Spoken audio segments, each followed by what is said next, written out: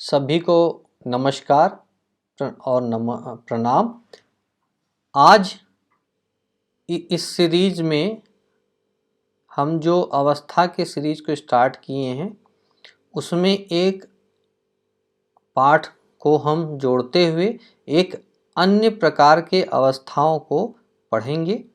अभी तक हमने 3 प्रकार के अवस्थाओं को पढ़ लिया। ये चौथा प्रकार का अवस्था होगा और ये जानेंगे कि उन तीनों प्रकार के अवस्थाओं से ये अलग कैसे है और ये किस चीज़ पे बेस्ड है और कैसे हम इसको लेंगे और इसमें कौन कौन सी अवस्थाएं होती है और साथ ही साथ ये अवस्थाएं होंगी तो हमें फल क्या मिलेगा उसका। तो चलिए ये समझते हैं कि कौन सी। ये जो है लज्जतादि अवस्था है। इसमें जो है लज्जित अवस्था से स्टार्ट हो रहा है, इसीलिए हम लज्जतादि अवस्था बोलते हैं। इसमें और भी अवस्थाएं कौन कौन सी उसे आगे सीखते हैं। तो चलिए इसमें कुल जो है 6 तरह की अवस्थाएं होंगी, यानी जो 6 नामांकन है उसे हम सीख ले पहले। तो पहला जो है लज्जित, दूसरा जो है गर्वित, तीसरा जो है क्षुधित, चौथा जो है त्रिषित और पांचवा जो है मुदित और छठा जो है क्षोभित।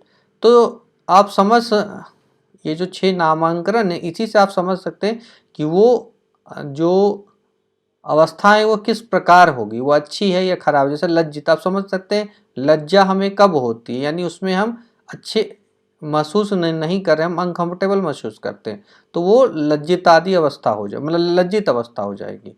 गर्वित यानी हम जब बहुत ही आत्मविश्वास से पूर्ण हैं तो हम अपने आप को मानते हैं कि हम गर्वित है।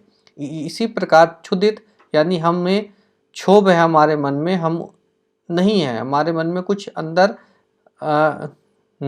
घटित हो रहा है जिसके कारण से अच्छे नहीं है। मुदित यानी फिर वो खुशी का माहौल हो गया कि हम प्रसन्न हैं। मुदित मतलब होता है प्रसन्न है, तो कहीं ना कहीं प्रसन्नता है।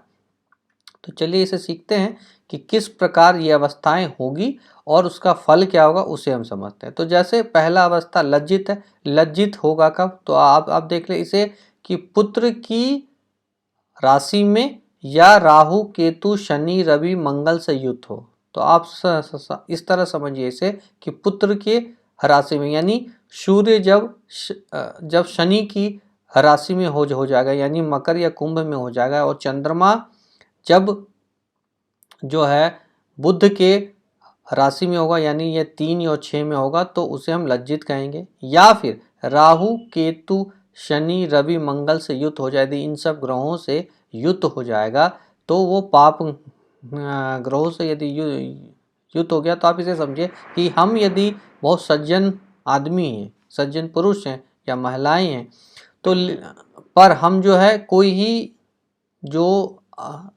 अनैतिक कार्य को अंजाम देता है, यानी कि कोई यदि उस तरह के लोग हैं जो अधार्मिक काम या अनैतिक कार्य करते हैं, यदि उसके साथ भी हम हो जाते हैं तो हम पे भी लोग कहीं ना कहीं उंगली उठा देते हैं कि हो सकता है कि ये आदमी भी उसी प्रकार का होगा, तो वो लज्जा महसूस होती है। उसी तरीके से यहाँ भी यदि कोई अच्छा ग्रह भी, गुरु भी क्यों ना हो, यदि वो राहु केतु के साथ हो रहा है तो वो लज्जित अवस्था में कहलाएगा।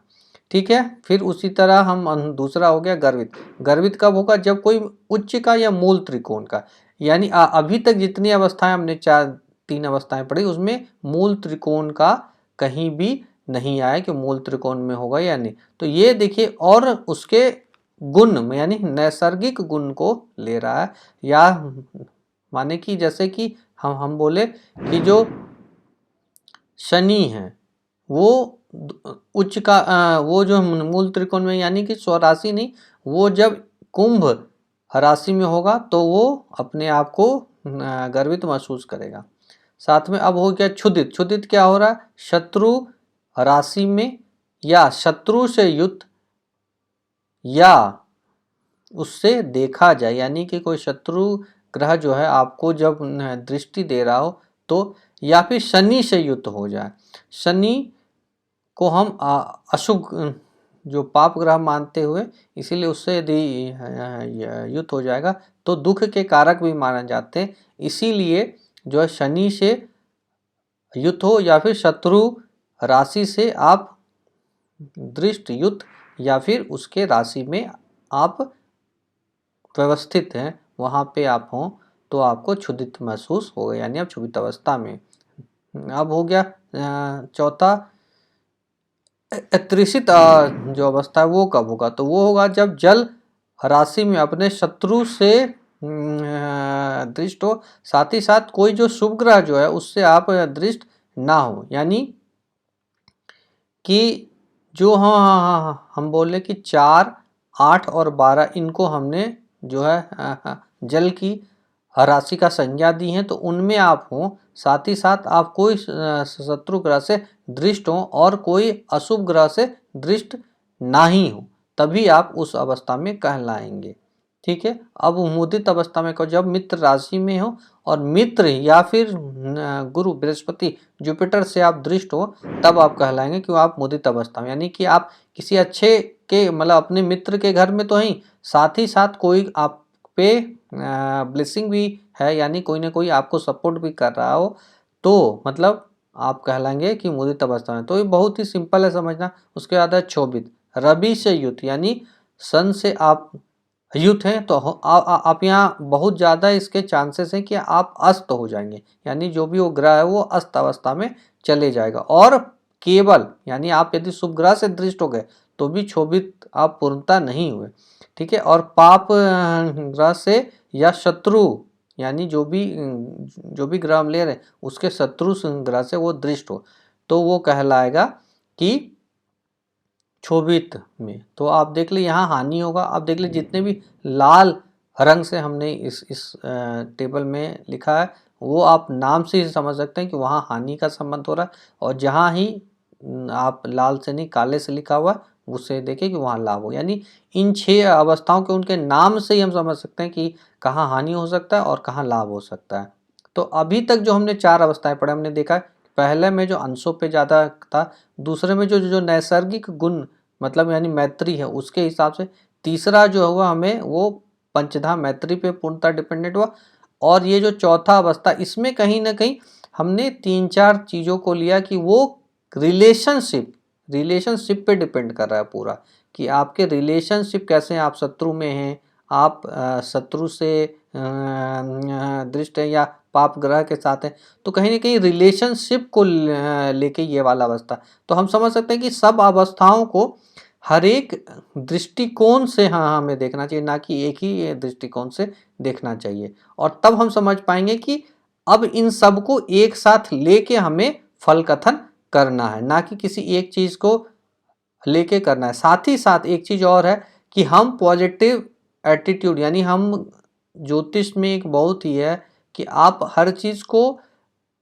पॉजिटिव साइड ले और उसके बाद फल कथन करें। जैसे कि यदि कोई उच्च का हो रहा है और स्वराशि का हो रहा है, तो पहले उच्च का वो मानेंगे, क्योंकि उच्च उससे हायर लेवल, मूल त्रिकोण है, स्वराशि है, तो वो मूल त्रिकोण जो हो गया वो उससे हायर लेवल हो गया, उसको मानेंगे। कोई यदि शुभ ग्रह से यदि देखा जा रहा है तो उसे हम मानेंगे, ना कि अशुभ ग्रह से भी हो रहा है तो कहीं कहीं नलीफाई हो रहा है। तो इस तरह से हम फलादेश करेंगे और तभी जाके हमारा फलादेश अच्छा होगा। तो मैं आशा करता हूँ कि आप इस सीरीज़ को अच्छे ढंग से सीखे होंगे, और भी पार्ट आएंगे, और आप लोगों को ये यदि अच्छा लगा तो इसे आप अप्रिशिएट कीजिए, सराहिए, और शेयर आप उन लोगों को ज़रूर करें जिन लोगों को इनकी ज़रूरत है, ताकि वो लोग समझ पाए, और इसे हम जो ये एक मिथ वाला जो साइंस हो गया उसे नहीं करना है, टोना टोटका नहीं करना है, और इसे हम एक प्रॉपर जो पद्धति है उस पद्धति के अनुसार पढ़े, और इसमें जो गलत हैं उससे हम हटाने का प्रयास कर रहे हैं, और उसमें आप लोग मेरा सहयोग करें। सभी लोगों का पुनः बहुत बहुत धन्यवाद।